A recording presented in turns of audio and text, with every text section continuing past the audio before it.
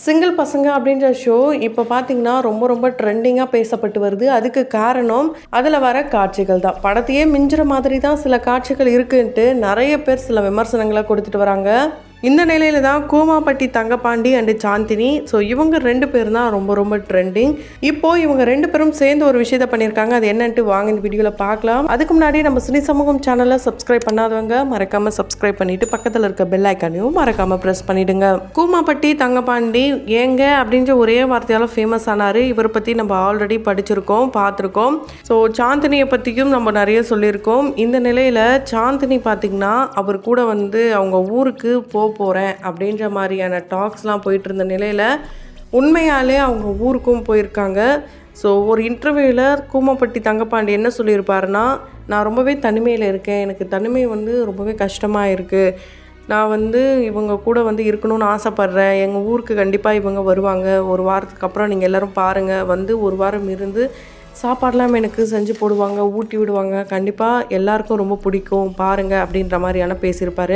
அதை பார்த்துட்டு சாந்தினி என்ன பண்ணியிருப்பாங்கன்னா, இல்லை நீங்கள் வந்து இப்படிலாம் எப்படி பேசலாம், முதல்ல பெண்களுக்கு மரியாதை கொடுங்க, ரெஸ்பெக்ட் கொடுங்க, ரெஸ்பெக்ட் இருந்தால் தான் பெண்கள் யாராக இருந்தாலும் உங்களை மதிப்பாங்க, அதுவும் நாக்க முதல்ல அடக்குங்க, எப்படி இப்படி தப்பு தப்பாலாம் பேசுவீங்க, இது போலலாம் சில விமர்சனங்களை அவங்களே சொல்லியிருந்த நிலையில் அப்போ அவர் சொல்லியிருப்பார், கண்டிப்பாக எனக்கு 1 வருஷம் டைம் தாங்க, எல்லாமே மாறும், 10 மணிக்கு மேலே இவங்க நைட் என்கிட்ட பேசுவாங்க, இப்படிலாம் அந்த இன்டர்வியூவில் சொல்லிட்டு ஒரு வாரத்துக்கு அப்புறமா இவங்க உண்மையாலே அவருடைய ஊருக்கு போயிருக்காங்க. அதாவது நேற்று போயிருக்காங்க. அந்த வீடியோ தான் இப்போ சோஷியல் மீடியாவில் வைரல் ஆகிட்டுருக்கு. அப்போ அவர் சொல்லும் போதே ஐ லவ் யூங்க, உங்களை எனக்கு ரொம்ப ரொம்ப பிடிக்கும், இந்த ஊர்லேயே இருங்க, எங்கள் கூடயே இருங்க, இப்படிலாம் வந்து சொல்லியிருக்காங்க. ஸோ இப்படி எப்படி அவங்க வந்து போயிருக்க முடியும்? கண்டிப்பாக வாய்ப்பே கிடையாதே. அவங்க வந்து சொல்லும் போதே எனக்கு அவரை பிடிக்கல அப்படின்ற மாதிரி தானே சொன்னாங்க, எப்படி வந்து போயிருக்க முடியும்? இது போல் கேள்விகள்லாம் கேட்டுட்டு இருந்த நிலையில் அவங்க அவருக்காக மட்டும் போலங்க, அந்த ஷோக்காக தான் போயிருக்காங்க. ஆமாங்க, ஏன்னா இந்த பேர் கூட சேர்ந்து ராவணா இந்த ஒரு பேரும் வந்திருக்காங்க, ராவணா ஆயிஷா இந்த பேரும் வந்திருக்காங்க. ஸோ 2 பேரும் போயிருக்காங்க. அந்த வீடியோவில் கூட இவங்க 2 பேரும் பேசிகிட்டே இருக்கும்போது பின்னாடி இருந்து ஆஷா இல்லை அவளாம் அவ்வளோ நல்ல பொண்ணுலாம் கிடையாது, அவளுக்கு அந்த சீன்லாம் கிடையாது, இது போலலாம் வந்து சொல்லிகிட்டு இருப்பாங்க. அந்த 2 பேரும் சேர்ந்து ஏதோ ஒரு கிராண்ட் ஓப்பனிங் கடைக்கு போயிருக்காங்கன்னு நினைக்கிறேன். ஸோ அந்த கடையுடைய வாசலில் இருந்து ரீல்ஸ்லாம் கூட போட்டிருக்காங்க. கண்டிப்பாக வந்து இந்த ஒரு பேருக்காகவே அந்த ஷோ பார்க்குறவங்க இருந்தாலும் இதே பேரை வச்சு தான் இங்கே பல பேரும் கிழின்னு கிழிச்சிட்டு இருக்காங்க. ஒரு படித்தவருக்கு ஹார்ட் அப்படின்ற ஒரு வார்த்தை கூட தெரியாதா, அது எப்படி தெரியாமல் இருக்கும், இது போலலாம் கூட கேள்விகள் கேட்டுட்டு வராங்க. ஆனால் அது உண்மை தான். ஸோ நம்ம எல்லாமே பார்க்குறது எல்லாமே உண்மை கிடையாது.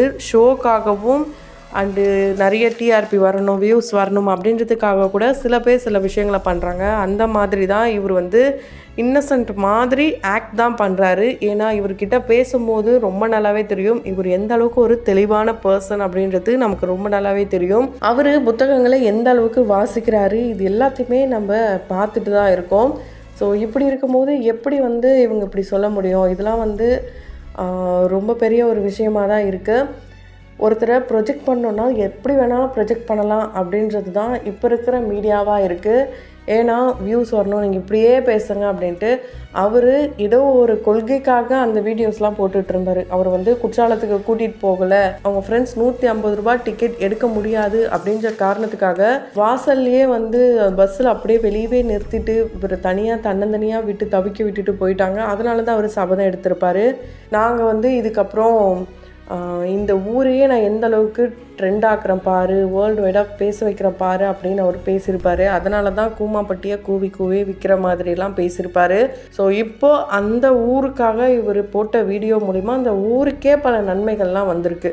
ஸோ அவர் செஞ்சதில் எந்த ஒரு தப்பும் கிடையாது. வியூஸ்க்காக பண்ணாரோ, அவர் எதுக்காக பண்ணாலும் அவர் செஞ்ச அந்த ஒரு செயல் பார்த்திங்கன்னா நல்ல ஒரு காசுக்காக தான் பண்ணியிருக்காரு.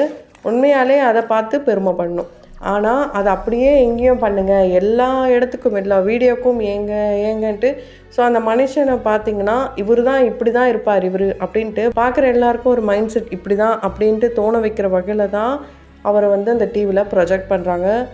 சென்சார் அப்படின்ற ஒரு விஷயம் சினிமாவுக்கு இருக்குது. ஸோ UAA அதனால தான் வந்து இந்த படத்துக்கெலாம் குழந்தைங்களை கூப்பிட்டு வரக்கூடாது, வன்முறையை தூண்டுற மாதிரி இருக்கும், இல்லை ஆபாசமான படம், இது போல் விஷயங்கள்லாம் இருக்கிறதுனால தான் குழந்தைங்களாக வரலாம், இல்லை குழந்தைங்க வரக்கூடாதுன்ட்டு சென்சார் கொடுக்குறாங்க.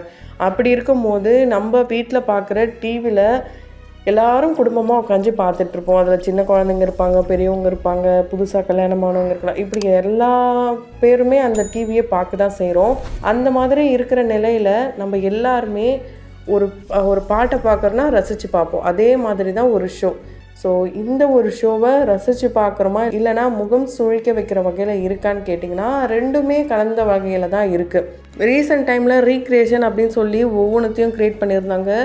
இதில் அந்த சூரியவம்சம் படத்தோடைய அந்த ஒரு பர்டிகுலர் சீன் எடுத்து பண்ண விஷயங்களாக இருக்கட்டும், அது மூலயமா தான் ஃபேமஸ் ஆனாங்க. அது ஓகே. அதே மாதிரி தான் தேவர் மகன் படத்தில் இருந்தோம் இஞ்சி இடு பழகா இந்த ஒரு பாடல் எடுத்து ரீக்ரியேட் பண்ணியிருப்பாங்க. ஸோ உண்மையாலே அந்த படம் அளவுக்கு வர முடியாது அப்படின்னு சொல்லிட்டு இருந்த நிலையில் அந்த படத்தையே மிஞ்சுற மாதிரி தான் ஒரு சில காட்சிகள்லாம் இருந்தது.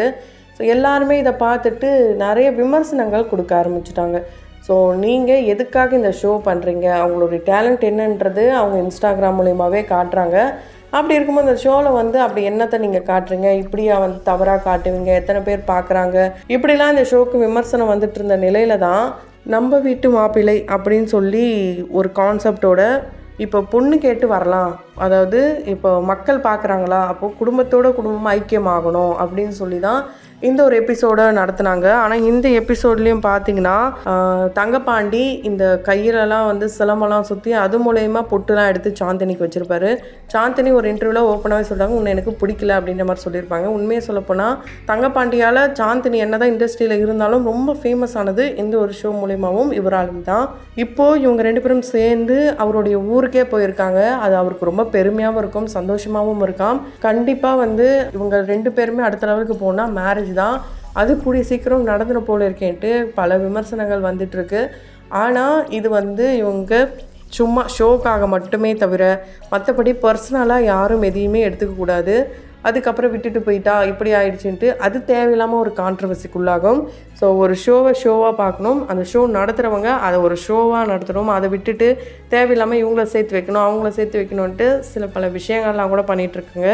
அந்த மாதிரி இல்லாமல் இந்த ஷோக்கே தடை பண்ணணும்னு சொல்கிற வகையில் ஒரு ஷோவை யாரும் பண்ணாதீங்க. ஸோ இது ஒரு அவேர்னஸ் வீடியோ அப்படின்னு கூட எடுத்துக்கலாம். சென்சார் அப்படின்ற ஒரு விஷயத்த போட்டே ஆகணும். ஏன்னா எல்லாருமே இப்போது சின்ன திரையை ரசிக்க ஆரம்பிச்சிட்டாங்க. அப்படி இருக்கும்போது அதை கரெக்டாக ஃபாலோ பண்ணுறது அந்த கரெக்டான நிறுவனத்துடைய வேலை தான். அந்த வகையில் உங்களுடைய கருத்துக்களை மறக்காமல் கமெண்ட் பாக்ஸில் கமெண்ட் பண்ணுங்கள். தொடர்ந்து வீடியோஸ்லாம் பார்க்கணும்னு நினச்சிங்கன்னா உடனே சேனலை சப்ஸ்கிரைப் பண்ணிவிட்டு பக்கத்தில் இருக்க பெல் ஐக்கனையும் மறக்காமல் ப்ரெஸ் பண்ணிவிடுங்க.